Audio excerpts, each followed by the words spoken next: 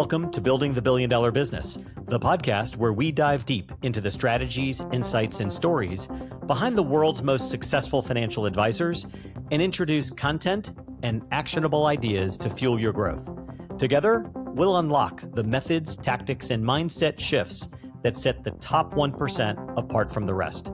I'm Ray Sclafani, and I'll be your host.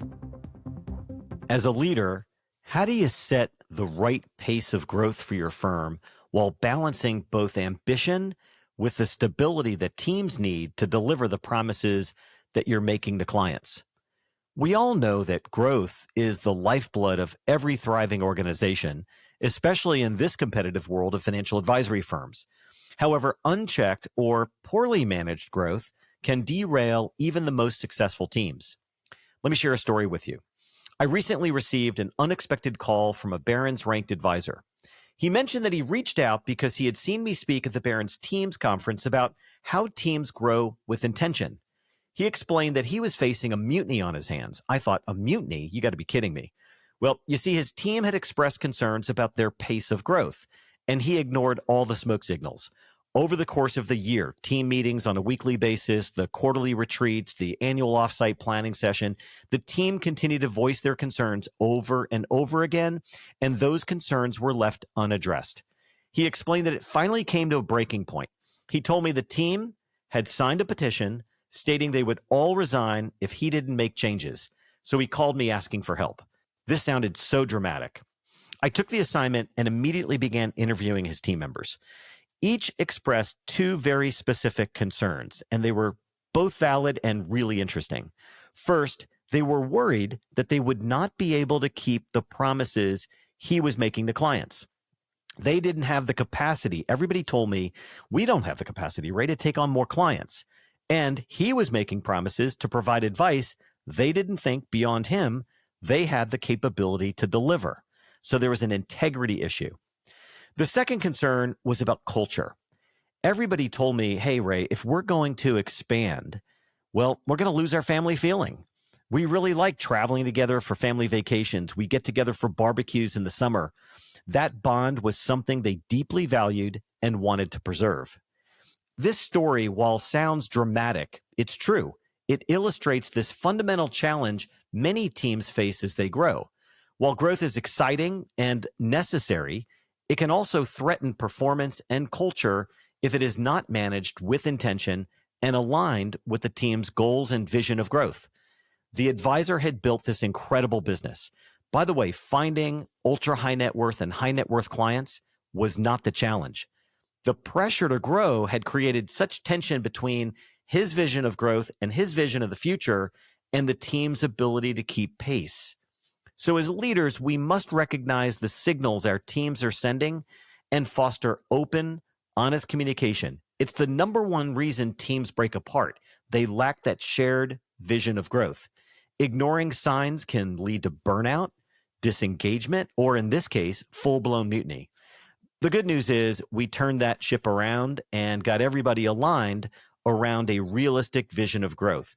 Growth has to be this shared journey built on capacity, capability, and culture.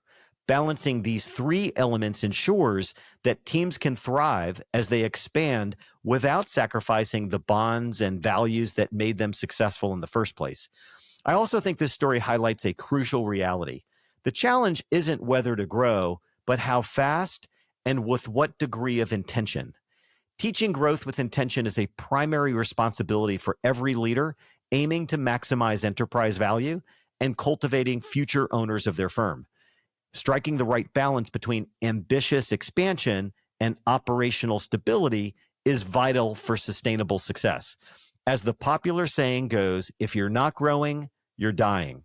So how do you balance this ambitious growth focus and the goals that firm owners have for growing enterprise value with the stability necessary to retain top talent and provide a consistent, excellent experience for clients? There are key considerations involving managing your firm's growth pace. You've got to collaborate, developing the growth plan with your team, having a shared vision of growth. You want to establish clear timelines and foster innovative leaders within who can facilitate scalable, intentional growth.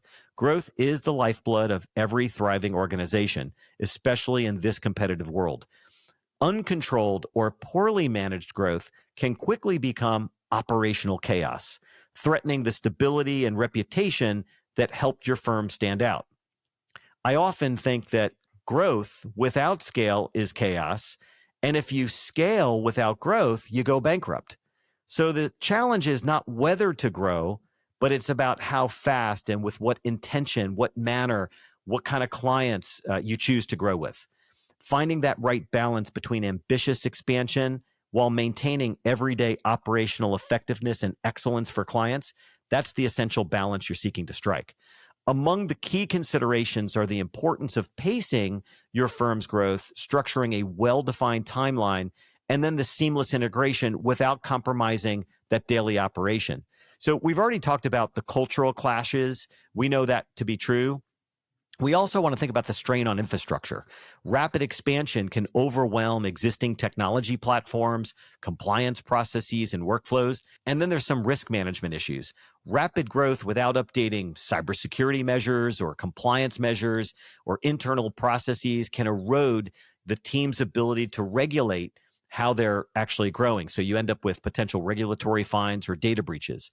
And then there's the client service lap. And the team that I mentioned earlier in this episode, they were really focused on growth outpacing their capacity, which would erode the client trust due to those inconsistent experiences. Let me take a moment and just highlight one of the main risks that teams face as they grow without intention. Cybersecurity is one of these issues that most teams aren't paying a whole lot of attention to. Beyond exposing critical vulnerabilities and disrupting operations or compromising data and systems and potentially generating negative publicity for your firm, breaches significantly undermine client trust, especially when clients may question whether the firm's growth negatively impacts their interests. Cyber threats are not going to go away. In fact, cybercrime is projected to reach $10.5 trillion in 2025, and that'll surpass the global illegal drug trade. According to Mark Hurley's 2024 white paper, Confronting the Realities of Cyber Threats, he highlights a number of key issues and data points that should draw every team's attention to recognizing growth without intention. One of the main risks are these cyber threats. The remote work, by the way, that many employees crave after becoming accustomed to it during COVID-19 and the aftermath, magnifies a firm's cyber risk. In fact, Hurley notes that 82% of financial services breaches originate from remote work vulnerabilities. These threats and the expenses associated with time-consuming recovery efforts are drawing greater regulatory scrutiny. So while we're talking about growth with intention, I just want to highlight that this risk alone, reputational risk, client experience risk, all that I've outlined so far, could create massive challenges for your firm if you're not growing with intention. Sustainable growth refers to expanding without compromising these kinds of risks or operational instability or client experiences. So here are a few key areas you definitely want to focus on. Talent retention would be one, client relationship management two, and quality over quantity. So a couple of things here. Measured growth enables your team to adapt and decrease burnout and boost morale. There's a crucial McKinsey projection that 38% of advisors are going to retire in the next decade. I think we've been saying that for a while, so I don't know how exactly precise that number is, but that'll impact roughly 42% of total industry assets today when you look at the age of advisor. So you want to focus on talent retention. So your next gen has to be aligned with the vision of growth. The second is safeguarding client trust during periods of expansive growth. You got to maintain client service consistency, particularly during client relationship transitions. That will guarantee longevity of these relationships and increase your lifetime client value. The third is properly integrating acquisitions or new service lines. So there's a lot of M&A that's happening in our marketplace, especially in the RIA vertical. And there are firms that are expanding services, whether it's tax services or estate planning or insurance and risk management. All of these new service lines, if you're not managing quality over quantity, will prevent all kinds of issues that'll pop up and potentially harm your reputation. So you want to be intentional about how you either do M&A or expand services in your firm. So those would be three areas: talent retention, client relationship management, and quality over quantity.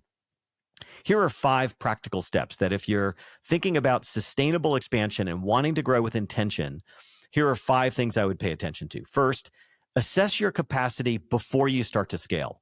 Identify the gaps, audit workflows, look at client portfolios, look at the time spent per client, your tech systems, all of that capacity assessment before you expand. And if you need help with a detailed way to do that, just contact our team at clientwise.com. The second is phase your growth plan. Divide your journey into achievable steps with clear goals and metrics. So client satisfaction scores is something you should track. Compliance benchmarks, having a written cyber policy that's in place.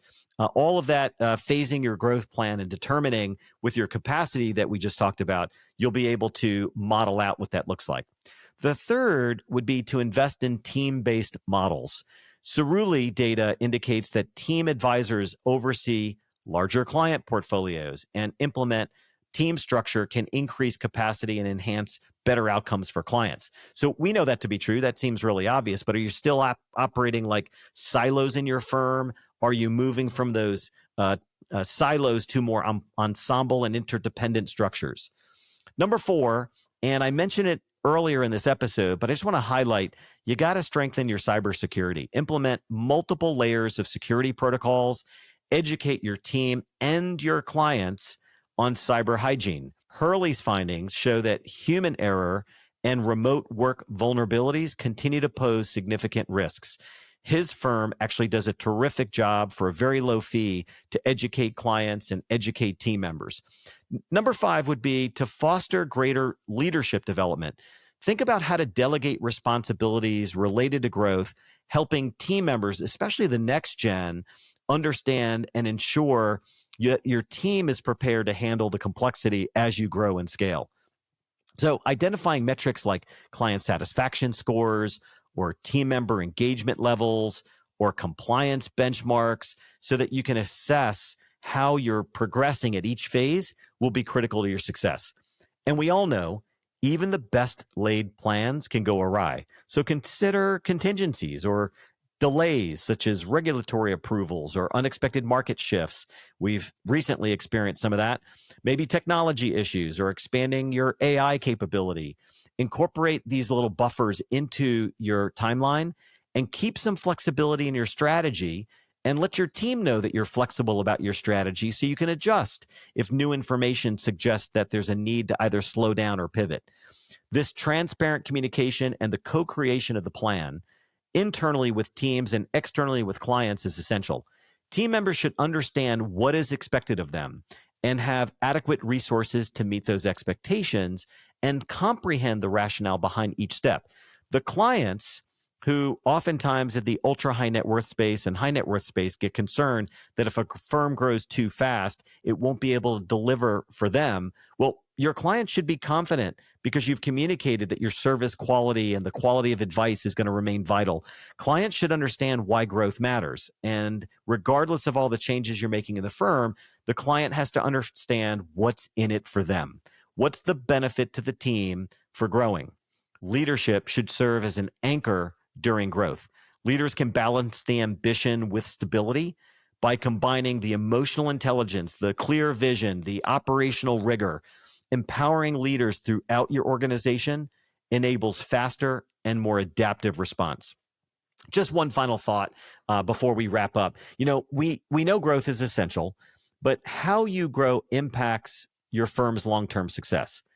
Teaching growth with intention is a cornerstone of leadership. It safeguards your firm's legacy, it cultivates future-focused leaders, and it maximizes enterprise value.